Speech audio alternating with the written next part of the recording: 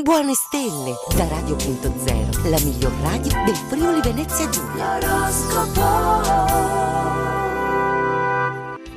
Rieccoci, ben ritrovati amici delle stelle per passare insieme questa ultima giornata del mese, questo ultimo giovedì di marzo, sempre ricco di novità perché accompagnato dall'oroscopo di Radio.0. Allora iniziamo subito con i nostri segni. Ariete, una configurazione corroborante vi rende combattivi oggi, vi esprimete con fermezza, avete il coraggio di abbassare la maschera, e non stiamo parlando della mascherina, e mostrarvi quali siete. Luna nel segno per voi, inoltre, passione e autorevolezza vi caratterizzano, in tutto ciò che fate c'è l'impronta del fuoriclasse. Toro, approfittate di questa giornata tranquilla per concedervi un po' di relax, mettete da parte le preoccupazioni, spegnete la mente e dedicatevi solo ai vostri hobby. Una passeggiata all'aria aperta o per le vie alberate della città, provateci, vi ritemprerà corpo e spirito.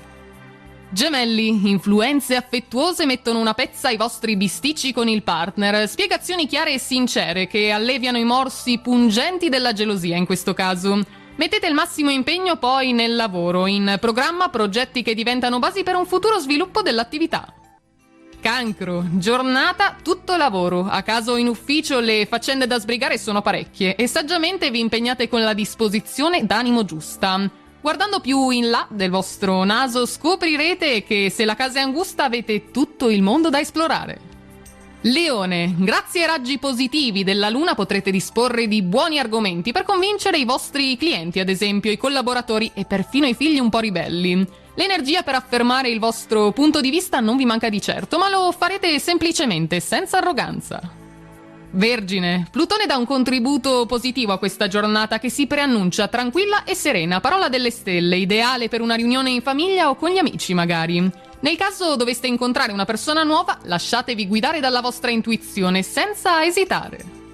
Bilancia, qualche grana professionale scombina i vostri programmi? Confidate e affidatevi fiduciosi alle mani esperte di un amico, troverà per voi la giusta soluzione.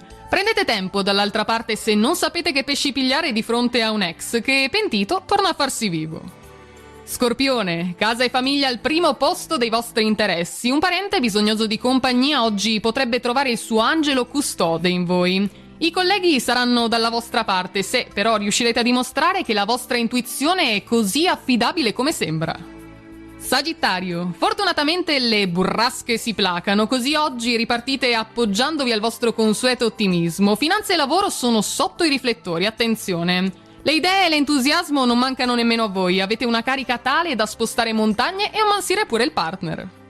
Capricorno, a causa della luna qualche frizione con familiari, colleghi e vicini bisognerà purtroppo metterla in conto. Puntate sulla flessibilità però questa volta, è la vostra arma vincente. Alcune circostanze vi remano contro in questo periodo, ma niente potrà fermarvi, la vostra determinazione infatti è ferrea. Acquario, la giornata può offrirvi una buona compagnia per dare libero corso alla creatività e alla fantasia, con un occhio che però non trascura gli aspetti pratici, come piace a voi. Volate pure più in alto e otterrete quello che vi darà più soddisfazione di quanto immaginavate.